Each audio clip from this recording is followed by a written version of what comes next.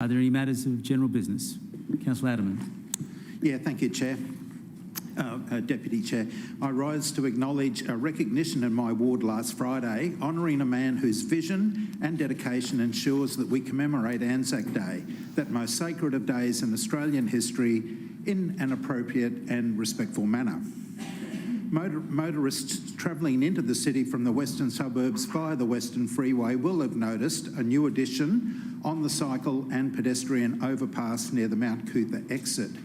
That addition is a sign announcing Canon Garland Overpass, which appropriately was installed during the time of the royal celebrations last weekend.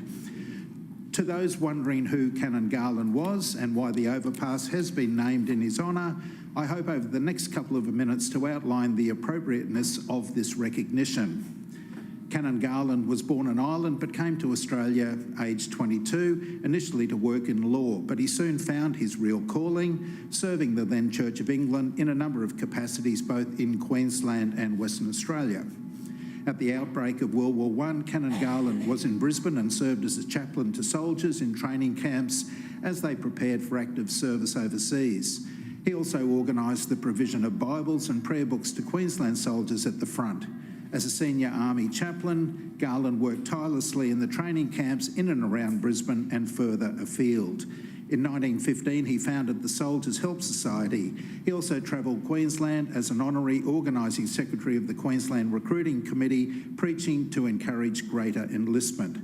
But it was after the war that Canon Garland is best remembered. History rightly acknowledges him as the architect of ANZAC Day. Canon Garland served on the first ANZAC Day Committee, appropriately in Queensland from 1916 until his death in 1939. He basically oversaw the introduction of the core aspects of ANZAC Day. Without his energy, there would have been no national public holiday to commemorate this day. No closing of pubs and shops until midday, no 1 minute silence, no universal script of service, and no New Zealand involvement. I thank the many people who supported the online petition to honour Canon Garland and the Department of Transport and Main Roads, which is ownership of the overpass, for consenting to this request. Chair, as I've outlined in this chamber before, Mount Cootha plays a key role in how the City of Brisbane remembers those who have served in the defence of our country over many campaigns. It is home to the National Australia Remembers Freedom Wall, which last year received a fresh coat of paint and a loop road signage completed. It's also a nice touch that the overpass can be seen clearly from that location of the National Australia Remember Freedom Wall.